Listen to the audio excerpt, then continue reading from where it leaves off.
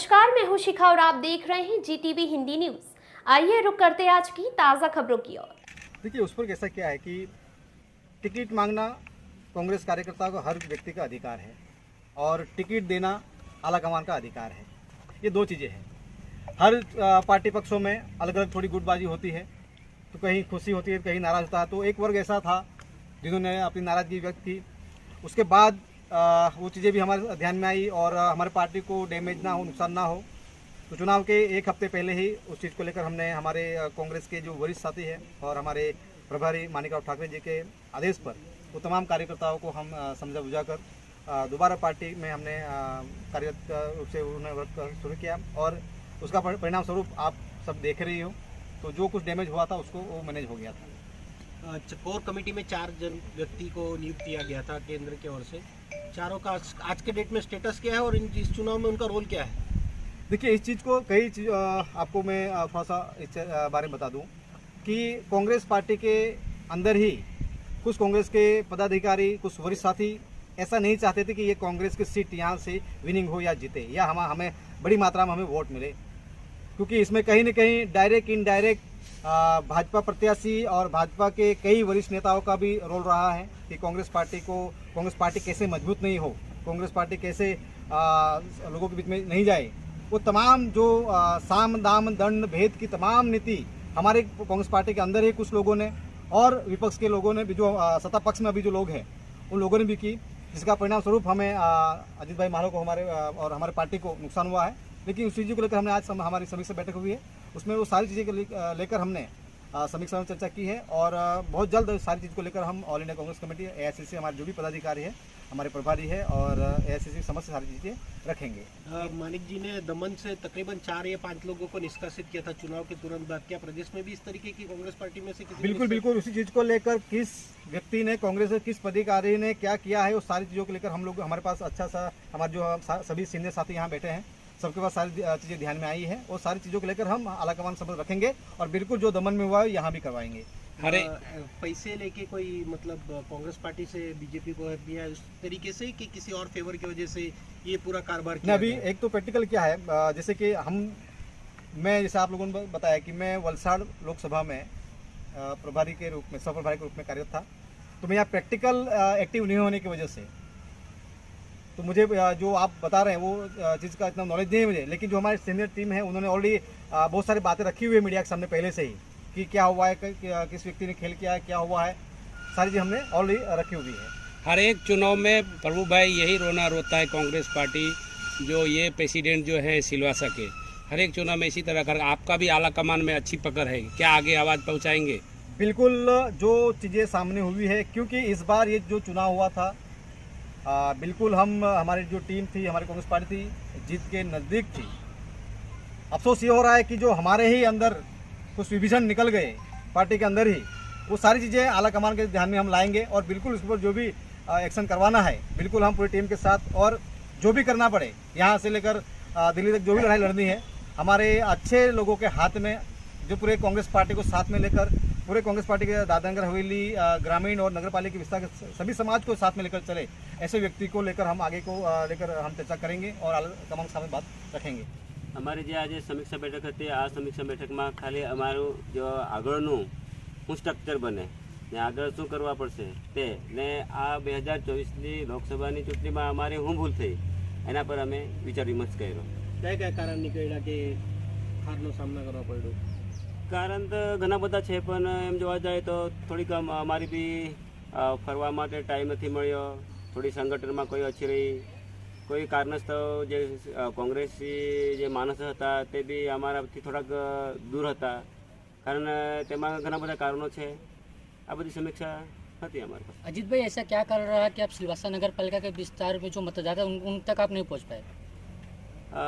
તેમાં એક કારણ છે કે અમને થોડુંક સમય બી ઓછો મળ્યો ને સમયને અભાવથી અમારી જે ટીમ હતી એ ટીમ અમે ઘરોઘર મોકલાવી શક્યા નથી, એના માટે થોડી તકલીફ થઈ ગઈ અમારી। बीच में ऐसा भी देखा गया आपके कई पदाधिकारी जो दमन नदी और वलसाड़ में जाके प्रसार कर रहे थे, वो नगर हवेली से नजर दिखाई दिए। નહીં, આનો તો કોઈ એવો પ્રશ્ન નથી, કારણ દિલ્હીથી આ લોકોને જે ઓર્ડર આપે તે ત્યાં જવા પડે, કાલે ઉઠીને મને બી આપે તો મારે બી બીજી જગ્યાએ જવા પડશે, કોઈ ઇસ્યુ નહીં મળે। મિત્રો 2024ના જે ઇલેક્શનનું રિઝલ્ટ આવ્યું પછી કોંગ્રેસ પાર્ટીના અમે બધા જ કાર્યકર્તાઓ બધા જ વરિષ્ઠ કાર્યકર્તાઓ વિચારણા કરી કે આપણે જે પ્રમાણે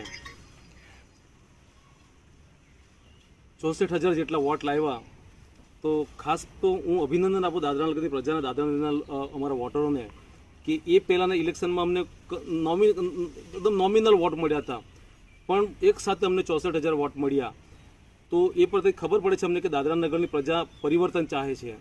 પરંતુ અમે કોઈને દોષ ના આપતા પોતાને દોષ આપીએ છીએ કે અમારા જે કોંગ્રેસ પાર્ટી તરફથી અમારા જે પ્રદેશના જે લીડરો છે એમની જે જવાબદારી સોંપવામાં આવી હતી એ જવાબદારીમાં લોકો કાચા પડ્યા. પાર્ટી તરફથી અમને શું સહયોગ આવ્યો એ અમારા કોઈ પણ કાર્યકર્તાને કોઈ ખબર નથી, કેન્ડિડેટને પણ ખબર નથી. સમય એવી પરિસ્થિતિ ઊભી થઈ છે કે ખૂબ જ સારું અમે કોંગ્રેસ પાર્ટીના અમે કાર્યકર્તાએ માળખું ઊભું કર્યું હતું, પણ પરિસ્થિતિ એવી છે કે અમારા પ્રદેશના જે જવાબદારી વ્યક્તિ છે આપણા પ્રદેશના દાદરાનગરની જેમને આલા કમાન્ડની જવાબદારી સોંપી હતી એ ઇલેક્શનના 4 દિવસ પહેલાંથી અમારી સાથે બોલવાનું અને મળવાનું બંધ કરી નાખ્યું. એ ક્યાં ફરે શું કરે ઓફિસથી બહાર નીકળ્યા જ નહીં. અમે વારંવાર પ્રયત્ન કર્યા એમને મળવાનો કે એમના તરફથી કોઈ સહયોગ મળે જેથી અમે પ્રદેશના લોકોને મળી શકીએ, કંઈક એમને સહકાર લઈ શકીએ, પણ અમે લોકો બધી જ રીતે નિષ્ફળ ગયા. કારણ કે અમને અમારા પ્રતિનિધિત્વ તરફથી જે ઇન્ચાર્જ છે દાદરાનગરના એમના તરફથી કોઈ સપોર્ટ નહીં મળ્યો. અને 4 દિવસ પછી તો અમારી સાથે વાતે કરવાનું બંધ કરી દીધું. કેન્ડિડેટને એવા બાંધી રાખેલા કે કેન્ડિડેટ બિચારો કામમાં ગુજરી રાખો કે કોઈને પ્રદેશમાં જઈને કોઈને મળી જ નહીં શક્યો. અને છેલ્લા પરિસ્થિતિ એવી આવી કે નિસહાય જેવા થઈ ગયા અમે લોકો.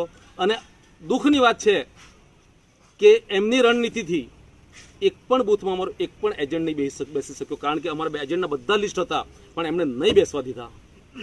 અને એ દુઃખના લીધે જ્યારે દાદરાની એક પણ બૂથમાં અમારો એક પણ એજન્ટ નહીં બેઠો હોય તો તમે સોચો તે પછી જો અમે 65,000 વોટ લાવીએ, જો અમને પ્રદેશના જેને આલા કમાણી જે જવાબદારી સોંપી છે એ વ્યક્તિ જો અમને સપોર્ટ કરતે તો અમે 1 લાખની 1 લાખ 1.25 લાખની ઉપર અમે વોટ લાવતે.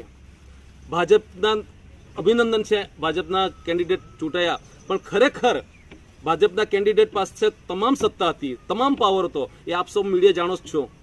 એમની પાસે દિલ્હીથી પણ સપોર્ટ હતો, એ કેન્ડિડેટ પાસે પણ ભરપૂર સપોર્ટ હતો, એમના કાર્યકર્તા બી મજબૂત હતા, એમની પોતાની અટલ ભવન એવડી મોટી ઓફિસ ચાલે છે.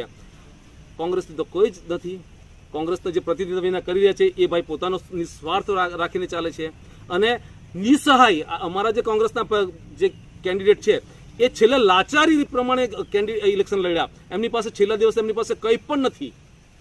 અને મને પૂછે છે કે કેતનભાઈ મારે શું કરું? મેં કહ્યું જેને આપણા પ્રદેશના જેમને આપણી પાર્ટીએ જવાબદારી એ તો આપણને 4 દિવસથી મોડું નથી બતાવતા, તો આપણે કેવી રીતે ઇલેક્શન લડીએ? છતાં બી આ 64,000 જેટલા જે અમને વોટ મળ્યા છે ને, હું દિલથી તહેલ દિલથી કોંગ્રેસ પાર્ટી તરફથી હું દાદરાનગરની તમામ પ્રજાનો ખૂબ દિલથી આભાર વ્યક્ત કરું છું.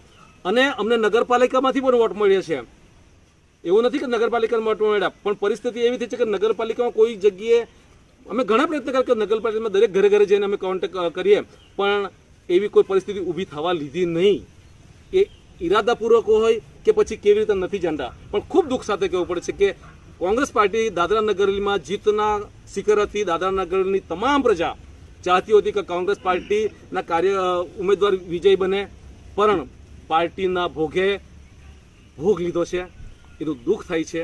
છતાં આવતા દિવસોમાં આજે તમામ કોંગ્રેસના કાર્યકર્તાઓ અમે ભેગા થયા છે. અમે આવતા દિવસમાં જિલ્લા પંચાયતનું ઇલેક્શન હશે, નગરપાલિકાનું ઇલેક્શન હશે, તમામને જઈને મળવાના છે, તમામને એકત્ર કરવાના છે અને એક સારી સમિતિની રચના કરવા જઈ રહ્યા છે. જે કોંગ્રેસમાં જોડાયેલા હતા એ તમામ ભાઈઓને અમે આજે ભેગા કર્યા છે. એ તમામ આજે સાથે છે, એક મંચ પર બધા બેસી રહ્યા છે. બધાનો એક જ નિર્ણય છે કે આવતા દિવસમાં દાદરાનગરમાં કોંગ્રેસ મજબૂત થાય અને સારું પ્રતિનિધિત્વ મળે. આલા કમાન્ડ પણ એનું પણ ધ્યાન આપે અને આવતા દિવસોમાં અને બિલકુલ અમે બધા જ જોડાયેલા છે, બહેનો છે, ભાઈઓ છે, બધા જ છે. આવતા દિવસમાં સ્ટ્રોંગ કોંગ્રેસ રહેશે અને કોઈ પણ પાર્ટી હશે जिला पंचायत में, चाहे भाजपा पार्टी हो कोई अन्य कोई पार्टी हो। ऐसे ही ताज़ा तरीन खबरों के लिए बने रहिए हमारे साथ।